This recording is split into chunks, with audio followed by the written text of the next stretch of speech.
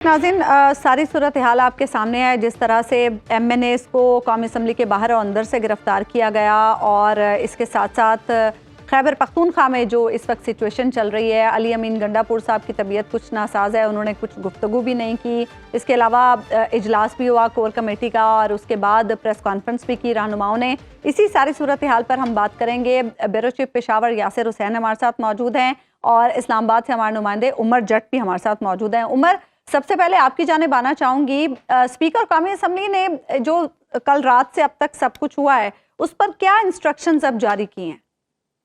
देखें, जो गुज़श्ता रोज़ ये एक लंबी जो मैराथन चली है जो शराय दस्तूर है उसके ऊपर पार्लियामेंट के बाहर, उस पर आज जब सेशन स्टार्ट हुआ तो स्पीकर कौमी असम्बली को पहले तो इस पर अली मोहम्मद ख़ान उन्होंने इस पर बात की फ्लोर ऑफ द हाउस, और उसके बाद फिर कुछ जो सियासी जमातें हैं उनके लोग एक वफ्द की सूरत में स्पीकर कौमी असम्बली के पास गए, जिसमें पीपल्स पार्टी के लोग भी थे, MKM के भी रहनुमा उस पर मौजूद थे, PTI के लोग थे।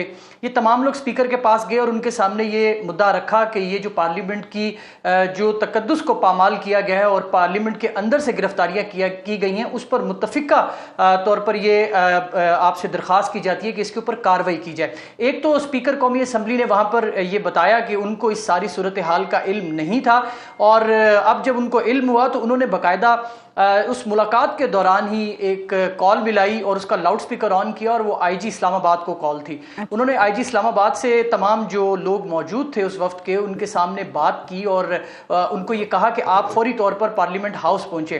IG उन्होंने पहले तो एक्सक्यूज़ दिया कि वो उनके वालिद की एंजियोग्राफी है और वो उसके लिए हॉस्पिटल में मौजूद हैं, लेकिन फिर उनको कहा गया कि आप जैसे ही वहाँ से फ्री हो तो आप पार्लियामेंट हाउस आएँ। काफ़ी बरहमी का इजहार किया स्पीकर कौमी असम्बली जो एजाज सादिक है उनकी जानिब से।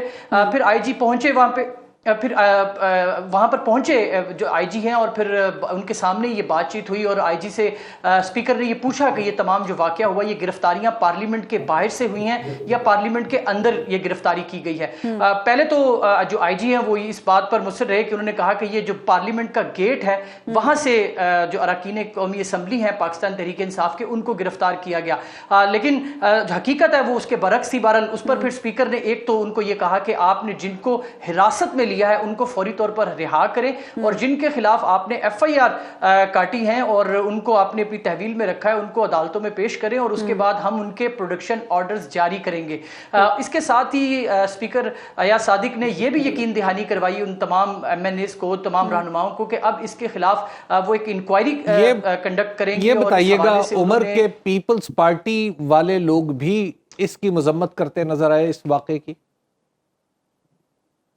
जी बिल्कुल, गवर्नमेंट साइड पर बैठे हुए थे पीपल्स पार्टी के लोग, जो तकारीर की वहाँ से भी इसकी मजम्मत की गई और कहा गया कि आज अगर इनके साथ हुआ है तो ये मामला आगे बढ़ेगा। और जो वफ्द गया उसमें खुर्शीद शाह भी शामिल थे और नवीद कमर भी उसमें मौजूद थे, तो उनकी रिप्रेजेंटेशन भी थी उस वफ्द में जो स्पीकर के साथ जाके मिला, और इस बात पर इत्तफाक हुआ कि अब इसके ऊपर इंक्वायरीज होंगी और फुटेजेस जो हैं वो मंगवाई गई हैं। हबीब साहब, उसमें कहा गया है कि तमाम जो पार्लियामेंट के गेट हैं, जो इमारत के अंदर कैमरा CCTV कैमरास हैं, उनकी फुटेजेस भी लाई जाएं, और इन तमाम फुटेजेस की बुनियाद पर अब स्पीकर कौमी असम्बली जो है इस पर तहकीकात करेंगे। उन्होंने एक बाकायदा इंक्वायरी जो है वो कंडक्ट कराने का उनको तमाम लोगों को कहा है, और जल्दी वो कह रहे हैं कि हम इस इंक्वायरी को आपके सामने पेश करेंगे, और जो भी इसका जिम्मेदार होगा, अगर ये पार्लियामेंट हाउस के अंदर ही गिरफ्तारी की गई होगी तो फिर हम खुद जो है यहाँ पर जो सिक्योरिटी एहलकार हैं, जो जिनकी जिम्मेदारी है सिक्योरिटी की, उनकी मुद्दत में FIR जो है वो दर्ज करवाएंगे। यासिर,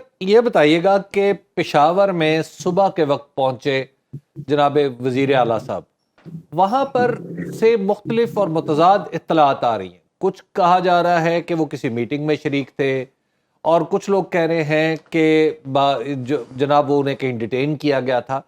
क्या वहां पर हुकूमत की तरफ से क्या मौक़िफ़ सामने आ रहा है?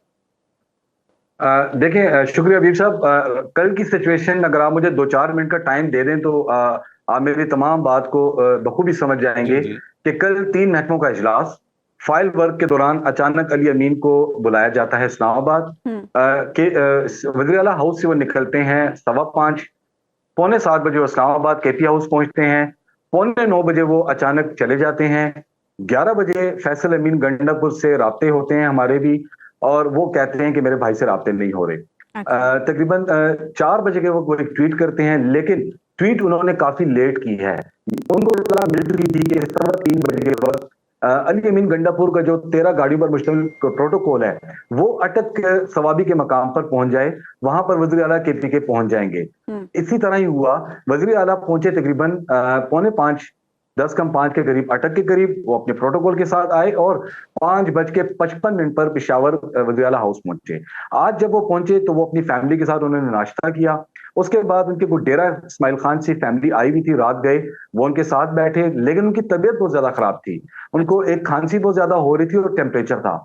तो उसके बाद जो उनके वज़ीर आला की जो अपना एक डॉक्टर होता है, उन्होंने उसका चेकअप किया। ब्लड प्रेशर उनका काफी ज्यादा था, जिसके बाद उनको इंजेक्शन लगाया गया और 3.5 घंटे उन्होंने आराम किया। पार्लिमानी पार्टी का इजलास भी उन्होंने ही बुला रखा था। आजम स्वाति जो है तकरीबन 12, 12:30 बजे के करीब वज़ीर आला हाउस पेशावर पहुंचे। उस वक्त तक अली अमीन जो थे वो आराम कर रहे थे, लेकिन MPs वज़रा जो थे वो वज़ीर आला के सेक्रेटेरिएट में मौजूद थे। बाद में उनको कहा गया कि आप वज़ीर आला हाउस आ जाएं, आपको पता है दोनों साथ साथी हैं, सिर्फ दीवार के बीच में से जाना होता है। उसके बाद जो है आधे घंटे तक आजम स्वाति की मुलाकात रही वज़ीर आला के साथ। साथ में अली असगर भी थे, सूबाई जनरल सेक्रेटरी आप जानते हैं। जिसके बाद उमर अयूब भी आए, असद कैसर भी आए।